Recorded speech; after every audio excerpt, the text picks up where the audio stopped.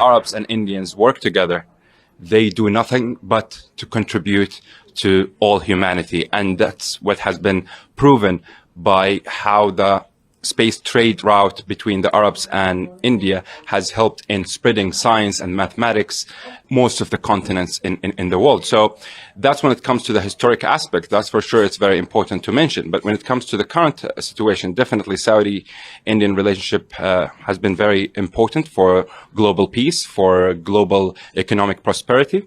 The Kingdom of Saudi Arabia and the custodian of the two holy mosques, King Salman, and his son, the Crown Prince Mohammed bin Salman, have been very keen to better and to enhance the bilateral relationship between India and Saudi Arabia. And we've seen how the Crown Prince Mohammed bin Salman, when he came to New Delhi in 2019, he had made a big opening with India in such a way that can actually show us as researchers that the future between New Delhi and Riyadh will be really bright. And let's not forget that the Crown Prince Mohammed bin Salman actually called the Prime Minister Modi his elder brother. So that shows you the depth of the relationship. And as I said, India is a very important nation. It's the 5th largest economy in the world. And it is actually something interesting that we both, Saudi Arabia and India, are competing right now on who is having the fastest growing economy in G20. That's amazing. And so in one quarter, you see the Indian economy to be the fastest, and another quarter, you see the Saudi economy is the fastest. So we see a lot of common points and commonalities between New Delhi and Riyadh. We have seen also Prince Faisal bin Farhan. He has been invited to speak at the G20 summit here, and with the Foreign Affairs Minister or the External Affairs Minister Jay Shankar here in New Delhi, and they've discussed major things with regards to the conflicts in the world, with regards to energy policy, with regards to climate change, and so many different issues of mutual interest. So I think the Saudi-Indian relationship is on the right track. And we can see the common points that are shared by our leaders, specifically Prime Minister Modi and the Crown Prince Mohammed bin Salman. I believe that the Saudi-Indian relationship can take a new leap or a new jump, and that has been proven by the multilateral visits and by investing in so many different fields. Saudi Arabia has been investing more than $120 million in India for the last 2 years. And we should not forget that the biggest minority in Saudi Arabia right now are actually from India. We have more than 2 million brothers and sisters from India. So I think the future is bright. I'm very optimistic, and we have seen in the conference of Raisina, and I would love to thank them for this amazing global conference. We've seen so many comments from different leaders with regards to the current challenges that we are facing in the world.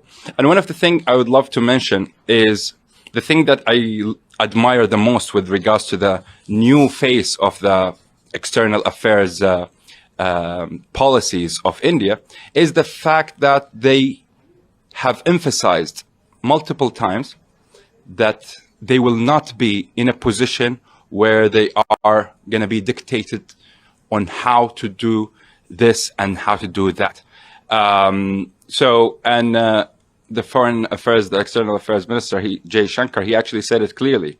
If other countries see themselves as the center of the world, we also see ourselves as the center of the world. That was like a very big comment that shows that the Indian foreign affairs policies will not be in a position where they are merely followers of what Western or Eastern countries want. So, and that's something that has been encouraged definitely by the Kingdom of Saudi Arabia, because Saudi Arabia is all about having complete sovereignty as any other free nation. So, and we would love to develop that relationship, because right now we are having the G20 here in India, and the presidential summit will be in September this year. So, and the next one is going to be in Brazil. The third one is going to be in South Africa. So we are speaking of the global South mostly, and it's going to be like a golden opportunity for all of us to bring the agendas of the global South in such a manner that would better the economies and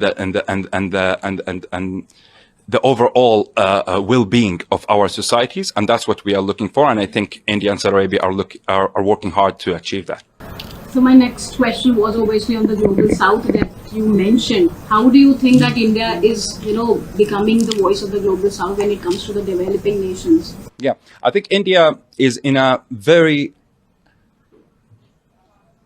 great position for different reasons. First of all, it's from the global south. The second, it's a developing economy, which is also as like the fifth biggest economy.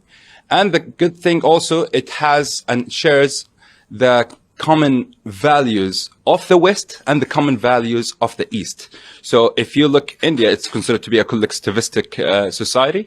It's an ancient civilization, as I said. At the same time, they share a lot of commonalities with Eastern communities, with all these beautiful values. But at the same time, they are actually sharing the Western values through their democratic process. So that in itself would pose India and put India in a good position to be able to connect East to the West. And I think it has been shown clearly by the policies and by the statements of the current Indian government.